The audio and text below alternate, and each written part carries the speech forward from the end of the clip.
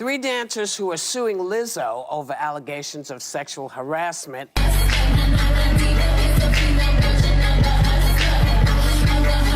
Can you imagine an award-winning singer embroiled in a whirlwind of legal woes? Well, brace yourself because today we're diving into the storm that's rattling Lizzo's world. Lawsuits, disgruntled dancers, and some shockingly scandalous allegations. We're uncovering it all. So why not stick around? Hit the like button, subscribe, and ring that notification bell. Keep up with Celebrity Pop, your express ticket to the spiciest showbiz controversies. Let's bring light to a contentious issue involving popular music sensation Lizzo. Two of her former backup dancers, Arianna Davis and Crystal Williams, have come forward with some rather grave allegations against the artist. It's a story with many shades, from backstage pressure to alleged body shaming, and we're here to delve into the details.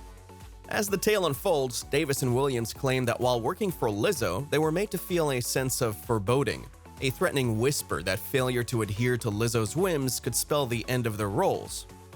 It's worth emphasizing that these are more than just your run-of-the-mill workplace demands. What the two women allege is far more disconcerting. According to the dancers, they were coerced to participate in nude cabaret shows, putting them in a position that could be described as both unusual and uncomfortable. This, they argue, generated an environment that fostered a fear of noncompliance and thus established a sort of play-by-the-rules or pack-your-bags ultimatum. Diving deeper into the allegations, the dancers assert that compliance extended beyond the boundaries of their professional obligations. They allege that in some instances it included participating in explicit acts during adult-themed performances in Amsterdam.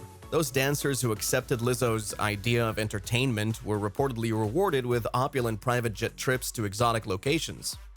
On the flip side of this glittering coin, the dancers argued that those who expressed discomfort or resisted such expectations were not treated with the same indulgence. Instead, they claim to have been threatened with termination. But the story doesn't end with the claims about the environment they were working in. There is a further dimension to this lawsuit. Both dancers are no longer working with Lizzo, and the reasons they've shared make the entire situation even more complex. Crystal Williams has stated she was accused of drinking before performances, a claim that reportedly resulted in her being removed from Lizzo's team. Arianna Davis, on the other hand, alleges that her termination was tied to an issue far too prevalent in the entertainment industry: body shaming.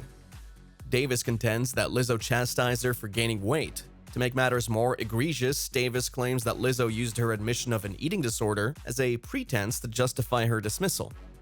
As of now, Lizzo has not publicly commented on these allegations, nor has she responded to the lawsuit in court. However, her accusers have clearly outlined their grievances and continue to share their side of the story. In the midst of the unfolding legal proceedings, another key figure has emerged in this narrative: Shirlene Quigley. As Lizzo's dance captain, Quigley was also named in the lawsuit, which raises more concerns considering her own controversial past. Before her association with Lizzo, Quigley found herself in the national spotlight under rather unsettling circumstances. In October 2016, she mysteriously disappeared, prompting deep concern for her mental health. At the time, Quigley was 32 years old, and her sudden absence caught the attention of notable figures in the music industry. In a bid to help find Quigley, renowned artists like Rihanna and Missy Elliott amplified the issues on their social media platforms. Rihanna, in particular, posted a video of Quigley on Instagram, captioning it with heartfelt words of worry for her former dancer. She described Quigley as a beautiful soul and appealed for any information on her whereabouts. Meanwhile, Missy Elliott, in a post that has since been removed, called upon the dance community to spread the word and assist in the search. Quigley's disappearance hence became a rallying point, extending beyond personal ties to a broader, community-driven endeavor. The initial alarm was raised by Quigley's father, Brad Quigley, who reported his daughter missing after their routine daily telephone check-ins went unanswered. According to Brad, Shirlene had been demonstrating unusual behavior prior to her disappearance. Notably, she texted a friend in what seemed a departure from her usual demeanor, citing her desire to spend time with God and stating that she couldn't deal with other matters at the time. Quigley's religious convictions have been noted. Interestingly, this aspect has found mention in the current lawsuit, with allegations that Quigley attempted to enforce her faith-based principles on her former colleagues. Adding further intrigue to this narrative, one of Quigley's last known locations prior to her disappearance was a bridal store. This piece of information seems puzzling, given Brad's comments to the Post about it being really odd for his daughter to be shopping for a wedding dress without her parents' knowledge or presence. While Quigley was eventually found a few days later in New York City, the circumstances leading to her sudden disappearance remain an enigma. As the details of the lawsuit involving her and Lizzo continue to unravel, Quigley's past and the questions surrounding it add another layer to this complex and intriguing legal battle. In a surprising twist, Sophia Nali Allison, the director of the HBO Max documentary Love Lizzo, has emerged to back the allegations made by Lizzo's former backup dancers. Allison, in her fervor to validate the experiences of other Black women, embarked on a Twitter tirade where she denounced Lizzo's behavior as arrogant, self-centered, and unkind. But before we move on, just want to remind you to stay connected with Celebrity Pop for all the latest and most engrossing celebrity news. Be sure to subscribe and don't forget to turn on your notifications. Your engagement keeps us motivated to bring you all the latest on intriguing stories like this one. What's more intriguing is that Sophia not only worked with Lizzo in 2019, but also claims to have abandoned the documentary project just 2 weeks in due to the disrespect she encountered. Allison asserts that the experiences of the dancers resonated with her and highlighted the severity of her own predicament. Allison's account doesn't exist in isolation. Others, like dancer Courtney Hollenquist and Lizzo's former creative director Quinn Whitney Wilson, have shown solidarity towards Davis, Rodriguez, and Williams. Their accounts reinforce the allegation of a hostile work environment, drawing attention to the power dynamics within Lizzo's team. Whether the allegations stand the test of law is yet to be seen, but the public sentiment is quite visibly rattled. The fallout has even reached the music industry, with Beyoncé consciously leaving out Lizzo's name from her performance of Break My Soul during a tour stop. In the eye of the legal storm facing Lizzo, an interview from 2019 has resurfaced, serving as a chilly relevant context to the scandalous allegations against her. The pop sensation confessed a particular interest in sex shows involving fruit during a chat with 3FM's DJ Frank Vanderland. Little did she know that these expressions of her fascination for Amsterdam's red light district would return to haunt her.